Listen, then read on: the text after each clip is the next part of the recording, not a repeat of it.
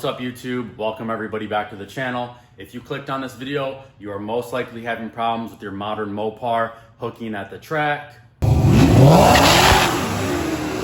or having problems like I was with wheel hop. And that's where AAD Performance comes in. Now this is my Dodge Demon 170. Dodge's factory built drag car. Everything they built on this and made for this was made for the drag strip, and that's how this thing was able to run 8.9.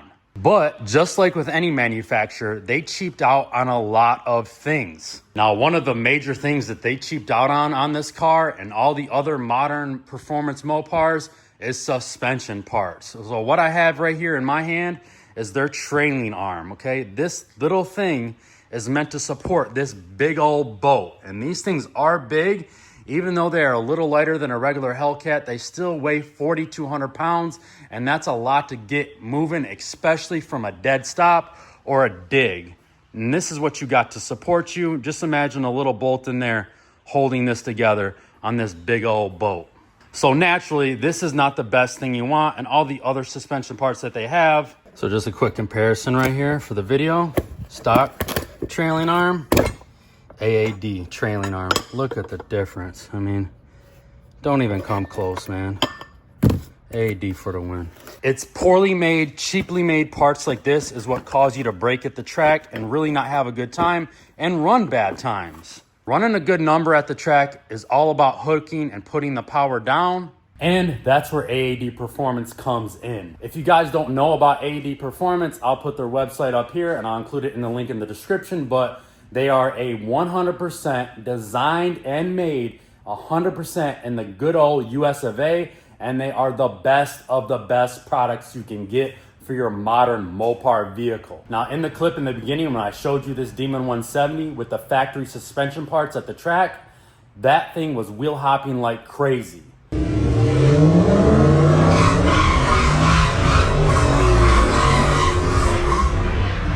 I went back to the track the next week after installing most, not even all of my AAD Performance rear suspension parts, and it did the same thing. It spun on me because I had left it too high of an RPM, but there was no wheel hop. And wheel hop is what causes you to break things like differentials, axles, drive shafts, differentials, everything. Wheel hop is the killer of your good day at the track. So I hit up Parker and Zach from AAD Performance and I asked them if they had anything to help fix my problems. And lo and behold, they did. What they call it is a drag pack for these modern Mopar vehicles, but what I'm calling it is a stop the hop kit because that's exactly what it did for me. And I'll include the kit up here and a link in the description if you want to pick it up. Now at the end of the video, I'll walk you guys through everything, all the details about these and all the features they offer besides just adding strength. But for now, I want to show you what they look like on the vehicle. So right here, you have their rear upper control arms. Look how much thicker they are than this. Just look at that. And this is hollowed out right here. It gives the illusion of a thickness on this side. You look it out from here, you can see how thin that really is compared to AAD. So that's their rear upper control arms. This is their lower traction bars or trailing arms. I have their whole kit and caboodle here, and that comes in the kit. This is their rear toe link and their rear sway bar end links. And this is a really trick piece that I'm about to show you. It's brand new from AAD. It just came out. A lot of people that leave hard launches on their Mopars, they break and bend bolts, and this is their new rear hub bracket, and that saves these bolts and really stiffens up the suspension a lot. Really trick piece. I love that they came out with something like this because a lot of high horsepower Mopars were having a lot of problem breaking bolts, and that fixes that issue.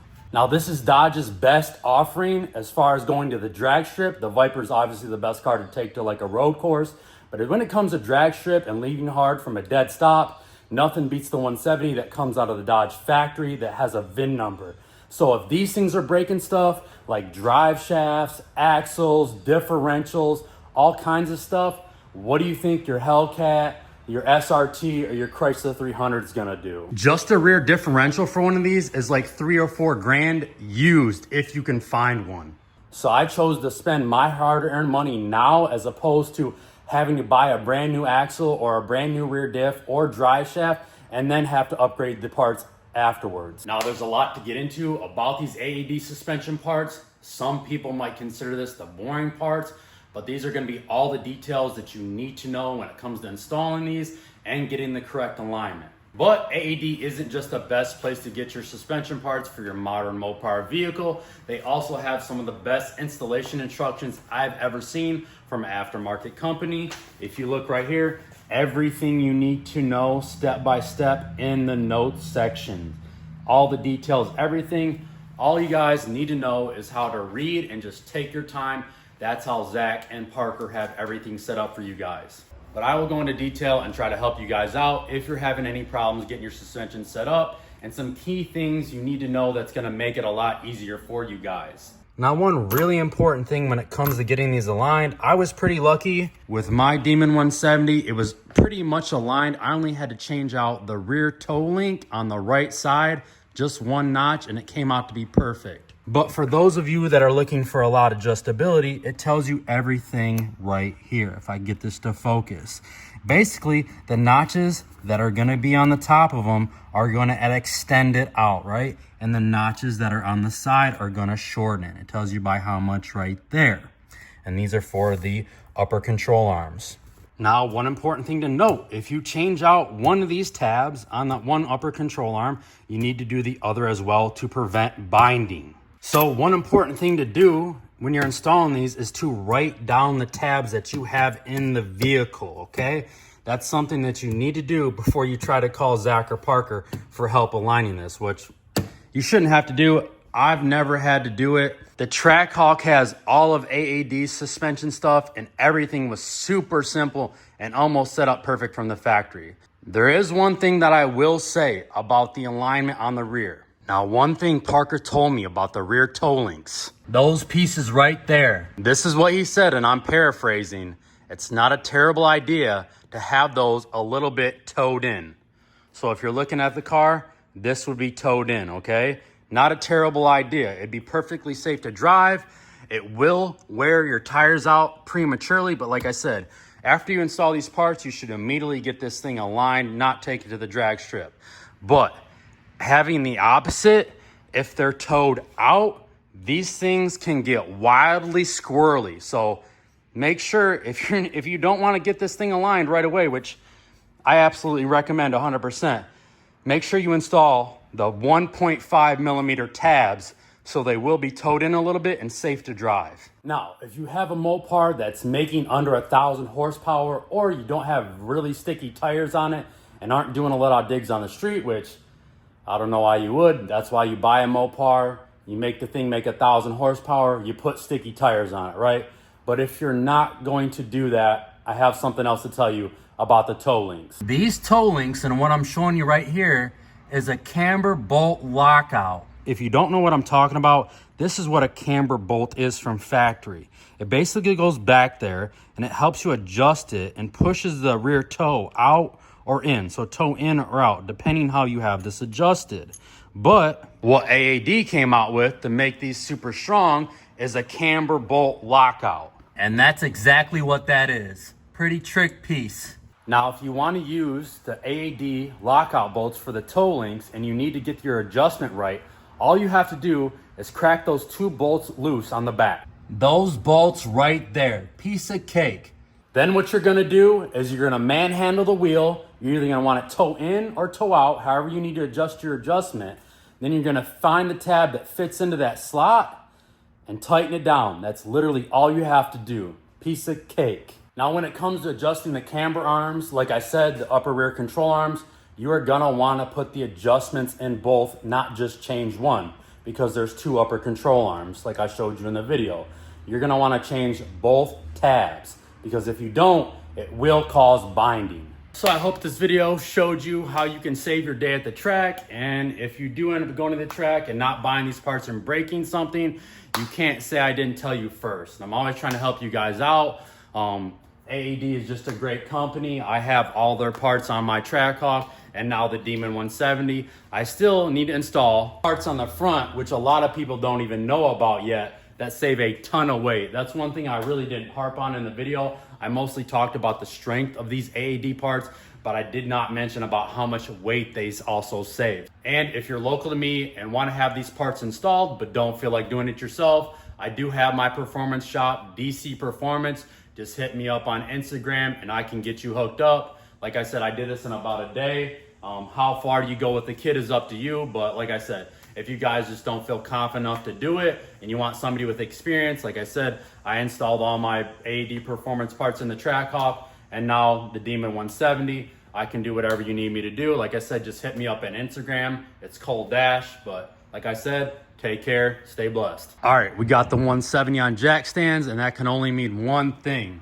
Time to install these sponsored parts. So I got it laid out here, some of the stuff. I'll walk you guys through it. And I want to remind you right at the beginning of the video that all this stuff here that I got from AAD Performance can be used on any Hellcat, Challenger, or Charger, and some 300s. The only stipulation is you have to have a SRT knuckle. So what we have here from AAD Performance is pretty much their whole kit and caboodle. I'll walk you guys through everything so you can decide if you want to mix match parts or what you want to get. I'll tell you right now, if there's one thing that I was going to get, I would get these rear trailing arms or traction bars, whichever you want to call them. I think they're pretty sick, and I think they help out a lot. You can see the direct connection logo right there with the Demon 170 logo, pretty sick. AAD Performance logo on the other side, if you can see that. You have your rear toe links, and this is all this stuff is all adjustable right here. The rear toe links, what we have in this box up here, the rear upper control arms, this stuff is all adjustable, so you can really tweak it. That's for if you have like a 15-inch wheel or smaller wheels, or if you just want to really dial in your camber and toe for the drag strip. I've talked about camber and toe on another vehicle or on another video.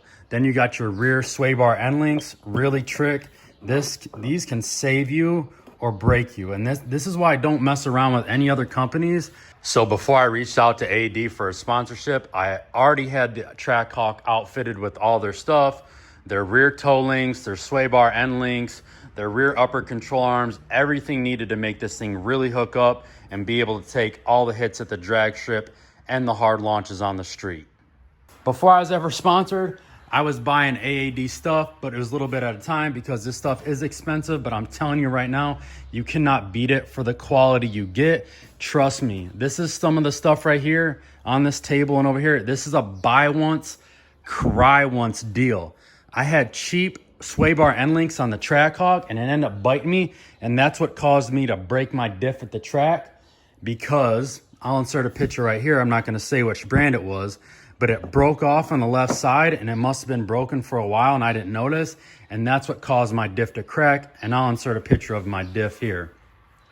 So these right here are really special. A lot of you guys probably don't know, but on the Demon 170, they changed something to make it stop breaking bolts and shearing bolts off. They went with a different connection here. You see how this ties everything together? This is great, but you're limited by what size rim you can put on here. And this thing is very bulky and heavy. If you guys want to pick up any of this stuff, I will link everything in the description below, singled out one by one, so you can pick and choose which you want to go with. Say you can only get, the rear upper control arms at a time, or the rear traction bars at once, or the toe links one time, and you have to piece it together. I will single everything out in the description below, and I'll let you guys see what you want to get. But yeah, I'm super pumped to put this on here. And I guess I should say what the benefit to all this is, right? So what's the benefit to spending all this money? What do you get in return? Well, obviously you can see from here you get adjustability, but a lot of this stuff saves weight and really tightens up that rear end, makes it solid. So when you're making hits at the drag strip with your drag car, doesn't have to be a Demon 170, it could be a Hellcat, Challenger, or Charger. You don't have to worry about these flimsy bars.